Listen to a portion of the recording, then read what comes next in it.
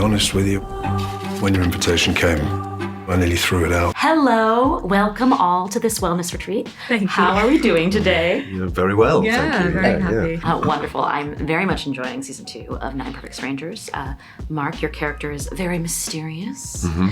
He ostensibly comes to, work things out with his son, but he also seems to have a history with Masha. Absolutely. What can you say about that dynamic? Well, not very much, unfortunately, because how many have you seen? How many? I've seen 4 now. 4 of them. Okay, so you'll know that he turns up. He thinks that this isn't for him. Therapy's not anything he's going to be seduced by. His son thinks he's arrived there to sort of work with him, but you realise that he's actually come to check Masha out because she's now become famous. She's been on the cover of Time magazine. He wants to kind of see what's going on because they have history.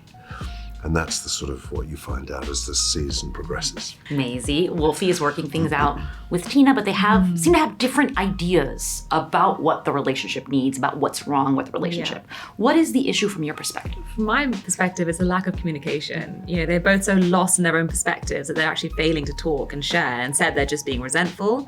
Tina, I think, has been quite cruel in the way she treats Wolfie, and Wolfie is just so blindsided by her one mission to get Tina back on track that she can't see the struggles Tina's going through. So lack of communication, lack of mutual respect, and lack of just trusting themselves in the relationship. Now, speaking of your character being mysterious, you have been quite a few mysterious heads of powerful families lately. The Penguin, Dune Prophecy. How does it feel to know that when someone wants this character that emanates power, they call you?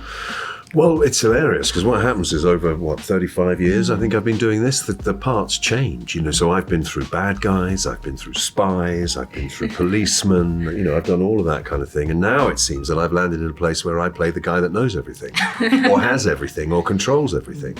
That seems to be the issue. So it's great fun. It's great being a billionaire. I bet you get to wear some very nice clothes for a start. Maisie, Wolfie also gets to observe other characters, other dynamics and relationships. While there, is there one that pulled at your heartstrings the most? Ooh, that's a really good one. I think Agnes, Dolly's character, because we're all reckoning with each other. She's reckoning with God, and that's such a huge existential crisis that she's going through. And when you finally get the flashback and see what she's been through, it's so heartbreaking. And Dolly is such a fierce, powerful actor, and so just being around her and observing her, I learned so much both as Maisie and as Wolfie. Hello, all. Hi. Welcome to the Wellness Retreat. How are we doing today? No, I'm scared. Loving season 2 of Nine Perfect Strangers. Of course, every guest has a crisis that brings them in. Yeah. But I have to say that I found Agnes's to be very surprising, from the moment that we hear that she's a nun. Why is this the answer to her crisis of faith? Well, when she enters the treatment center, she doesn't really know that it's the answer to her problem. She's just been looking everywhere for a solution, and she just came to it because she got an invitation from Masha. So she's hopeful that she's gonna get an answer there. But I think that Agnes is at that space where she's really open to finding some kind of resolution for her problem, and she's so desperate that she's even willing to go through that kind of therapy. That's very revolutionary. Revolutionary indeed. Someone less willing, perhaps, is Tina. Tina and Wolfie obviously have some relationship issues, but they seem to disagree on what they are. From your perspective, King, what is the issue? Maisie and I, we love this because we've been doing interviews and our opinion is still so different. No, I think from Tina's perspective, she is in this place of anger and fear and disillusionment with her own life. I think that she's lost. I don't think she's had fun in a while.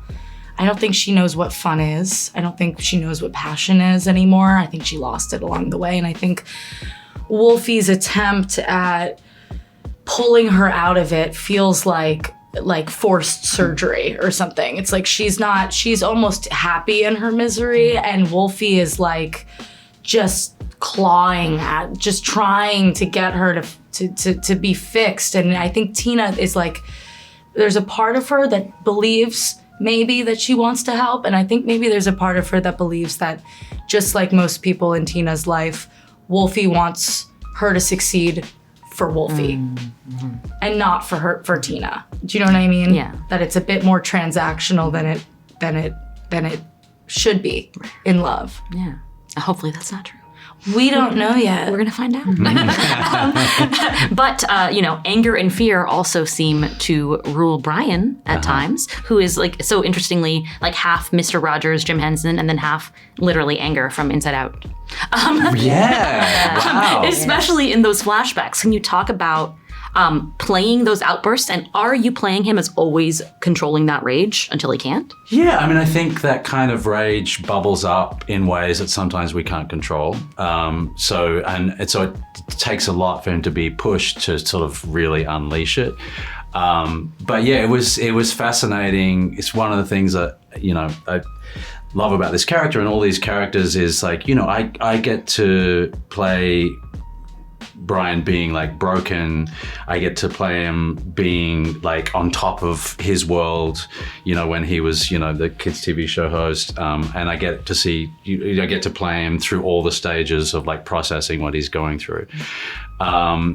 So yeah, I think I tried to find, I guess, the levels of that rage when it was appropriate and inappropriate to let it out, and play with that, and sort of find a sort of an interesting way of showing. I mean, it was beautifully written in that way, that kind of arc of the character. But yeah, I mean, that's the joy of being an actor, is like playing with those things. Where are there moments of vulnerability? Where are the surprising moments where you're like, oh, I shouldn't have done that, and trying to kind of pin those down and play with them. Welcome, one and all, to my wellness retreat. How are we doing today? Very good, thank you. I'm really enjoying season 2 of 9 Perfect Strangers and the history between Helena and Masha. Yeah. Lena, can you kind of walk us through that? Because Masha credits her with having like saved her career and her life. Yeah. I think that when Helena understands where Masha is coming from and the trauma she's been through, it's her perfect project to try and help her. And I think if you really help someone, if you're able to really help someone, that makes you love that person. And if you've been helped by someone, you really love that person, because they have this very strong, passionate, very loving relationship, and very tense at the same time, because she's not going exactly the way Helena wants her to go. And that's always complicated for a strong-willed person. And that's what makes it interesting to play. Absolutely. And speaking of that complicated tension, there is some of that between Martin and Masha as well. Yeah. You drew her back in, and now you're like, can I push her back out? Can you? What is that push and pull like for you? It was a lot of fun to play, because we had to figure out, like, what do we really want from each other, and how do we get that, which character is going to win a scene in a certain way, which is something so nice to be able to feel that it's really, you have a specific goal that you can't go halfway. And if you go halfway, you feel that pain of like, I'm failing again. And I think that kind of like built up frustration in Martin of like, how can I attain my goal? He needs to find that perspective shift of like, how do I get there? Because it's maybe not going to be his initial approach. Lena, you mentioned helping people, making you love them. You're trying to help these new perfect strangers. Yeah. Masha's methods are, get a little bit more out of the box, let's say. Yeah. What is that kind of tension of wanting to be successful and also not knowing if you can trust what she's doing? I think it's like, because it's really Helena's methods that Masha is taking too far. And I think that's the beauty and fascination with strong relationships, when you have someone like your child, and you want them, you want to inspire, you want to push them, and then they become so strong, so they're just like, and I love that. I do love that. I see that with our daughter when she's extremely strong, so she will be and it's like exactly what you want. At the same time, it's so frustrating because you want them to do because so much you think, and then they go their own way and they will just surprise and fascinate you, which is amazing. Lucas, Martin gets to be kind of an observer of these people's lives and the crises that they're going through. Yeah. Was there one that really tugged at your heartstrings? Many.